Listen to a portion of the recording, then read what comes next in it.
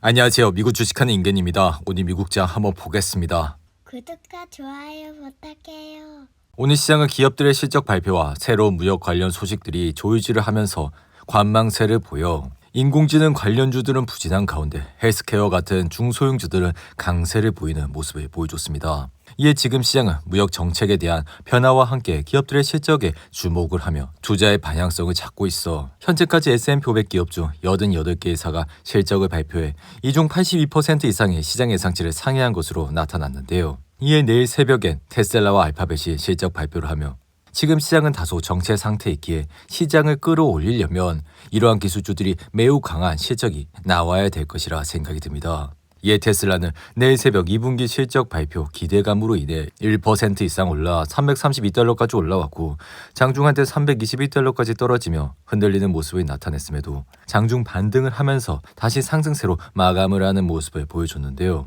이에 테슬라는 최근 2분기 인도량이 38만 4천 대로 전년 동기 대비 13.5%가 감소해 이에 따라 2분기 매출은 221억 9천만 달러로 지난해 대비 25%나 감소할 것으로 내다보고 있습니다. 여기 2분기 주당 순이익 역시 0.39달러에서 0.52달러로 예상을 하기에 여전히 좋지 않은 모습을 나타낼 것이라 그럼에도 재미있는 사실은 테슬라는 최근 5개 분기 동안 4차례 실적 발표 이후 단기에 10%나 올랐기에 이렇게 실적이 좋지 않게 나오더라도 테슬라 주가는 올라갈 수 있다는 것이라 할 수 있죠. 이에 하반기에도 차량 인도량이 전년 대비 13%나 감소할 것으로 관측이 되면서 이내 로보택시 출시와 옵티머스 기술 발전이 여전히 테슬라에 전략적으로 중요하다는 점을 보여준다 할 수 있는데요. 이에 따라 뱅크 오브 아메리카는 테슬라의 목표 주가를 기존 305달러에서 341달러로 상향했고 2분기 실적은 관세와 실망스러운 인도량으로 인해 압박의 가능성이 높음에도 불구하고 이렇게 목표 주가를 상향 조정하는 모습을 보여줬습니다.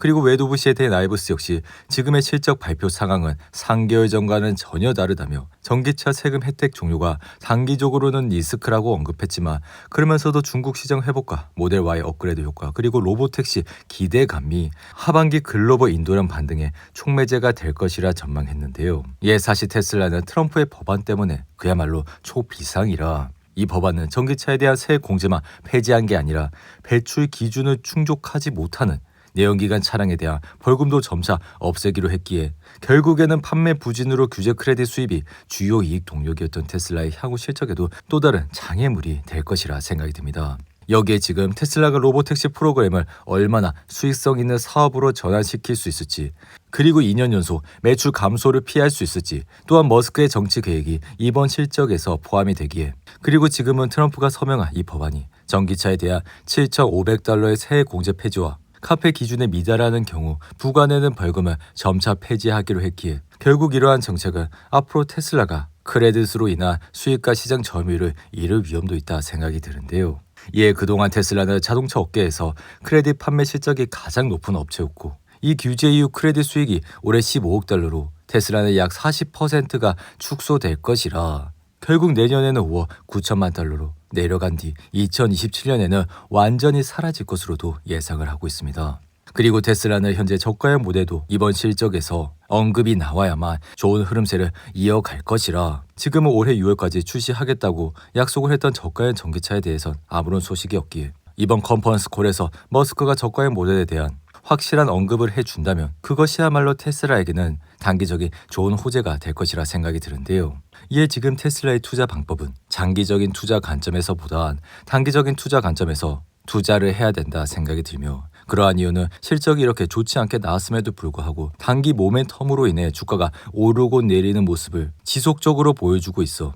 한마디로 말해서 기업의 실적을 보고 투자를 하기에는 굉장히 어려운 투자 방법이라 할 수 있습니다. 이에 테슬라는 미래의 모멘텀을 가지고 주가가 상승을 하고 그리고 그 호재가 사라지면 다시 내려오는 모습을 줄곧 보여줬기에 이번 실적 발표에서도 만약 호재가 터져 주가가 오른다면 단기적인 관점에서 투자가 가능하고 만약 모멘텀을 잃고 주가가 떨어지게 된다면 단기적인 흐름은 테슬라에 좋지 않은 영향을 끼칠 것이라 우리는 이러한 사항을 고려하면서 내일 실적 발표를 지켜봐야 한다 생각이 듭니다. 한편 테슬라와 동시에 내일 새벽 장 마감 직후 실적을 발표하는 알파벳은 이날도 상승을 하면서 10일 연속 상승세를 이어가고 있고 알파벳의 경우 유튜브와 클라우드 사업에서 견조한 실적이 예상이 되기에 비록 일부에서 걱정하는 검색 수요도 유지될 것이라 구글은 여전히 이 시장에서 질 수 없는 전쟁을 벌이고 있고, 다만 그에 비해 주가는 웬만한 AI 기업 대비 크게 오르지 않은 모습을 보여주고 있는데요. 이에 이번 실적에선 빅테크의 AI 투자가 지속될지, 그리고 그런 투자가 수익화로 이어지는지도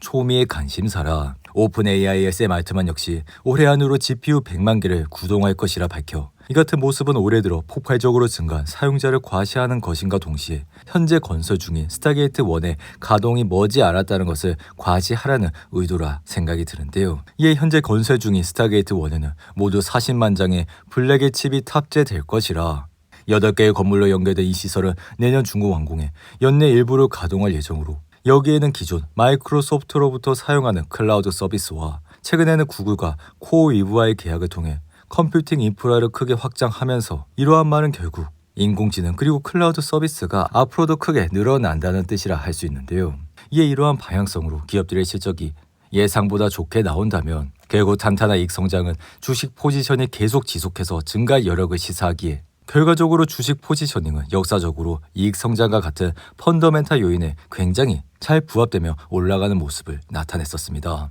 여기에 지금 정책 상황은 8월 1일 무역 협상 데드라인이 다가오곤 있지만 시장에서 별다른 우려가 눈에 띄지 않고 있어 여전히 시장은 기한이 또 연장될 것이라 믿고 있기 때문에 이른바 지금은 탔고, 즉 트럼프는 항상 물러난다는 트레이드가 나타나고 있다 할 수 있는데요. 이에 베센트 미 재무부 장관은 중국과도 다음 주 회담을 가질 예정이라 회담에서는 8월 12일로 예정된 관세 인상 마감일 연장이 논의될 것이라 밝혔고, 결국 이러한 말은 8월까지 협상을 타결하려는 것보다 양질의 협상에 더 관심을 두고 있기에 중요한 것은 무역 합의의 질이지 타이밍이 아니라는 뜻으로 결국 이러한 발언을 통해 시장의 탁구 트레이드는 더 힘을 얻고 있다 할 수 있습니다. 이에 나스닥은 이날 소폭 하락은 했지만 여전히 신고가 부근에서 흐름을 이어가고 있고 8월 1일에 대한 걱정은 많지 않은 가운데 기업들의 실적은 좋게 나오고 있어 심지어 최근에 장기 금리까지 떨어지면서 증시의 상승세는 여전히 이어져 가고 있다 할 수 있는데요. 다만 지금은 밸류에이션 부담 탓인지 장 막판 차익 실현 매물이 나오면서 상승폭은 크지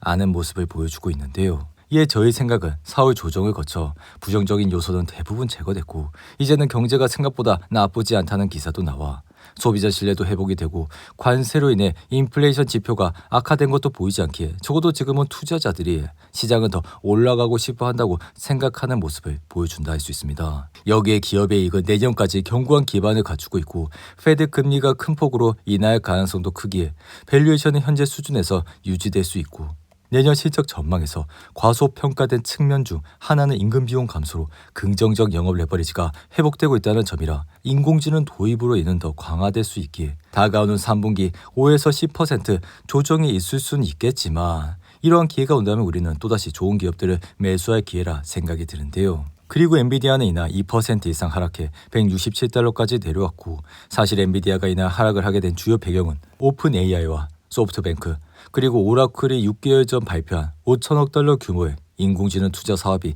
차질을 빚고 있다는 내용이 나와 결국에는 이러한 내용으로 엔비디아는 이날 2%나 하락을 하는 모습을 보여줬습니다. 이에 AI 산업 발전의 필수인 데이터 센터 확보를 골자로 한 스타게이트 사업은 트럼프 취임과 함께 발표가 됐고 당시 이 기업들은 1,000억 달러를 즉시 투자하고 향후 4년간 4천억 달러를 추가해 2029년까지 690조 원을 투자하겠다고 밝혀 결국에는 이를 통해 미국이 중국을 제치고 AI 산업에서 지배적인 입지를 확보할 것이라고 선언하는 모습을 보여줬는데요. 하지만 월스트리트는 스타게이트가 연말까지 미국 내 소규모 데이터 센터를 하나 짓는 것으로 목표를 수정했다고 밝혔고 이로 인해 지금은 소프트뱅크가 후원하는 에너지 개발사인 SB에너지와 관련된 부지에 데이터 센터를 얼마나 건설하느냐의 결정이 소프트뱅크와 오픈 AI 간의 문제로 부상했다고 밝혔습니다. 이로 인해 엔비디아의 주가는 연일 신고가를 행진을 하다가 다시 하락을 하면서 이날 장중 한때 164달러까지 내려왔고 그럼에도 불구하고 인공지능에 대한 수요는 앞으로도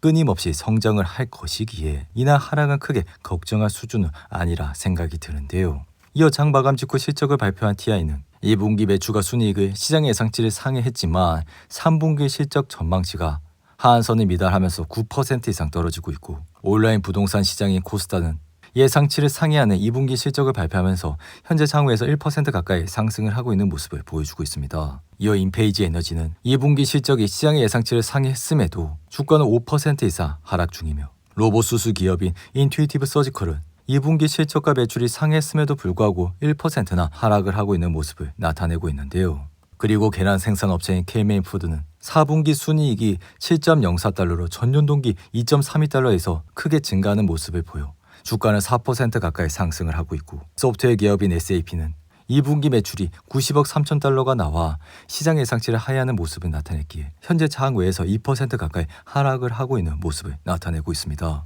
오늘도 8분이 넘는 긴 영상 끝까지 시청해 주셔서 감사하고요. 가시기 전에 구독과 좋아요 잊지 마시고, 그럼 저는 다음 영상에서 찾아뵙겠습니다. 감사합니다.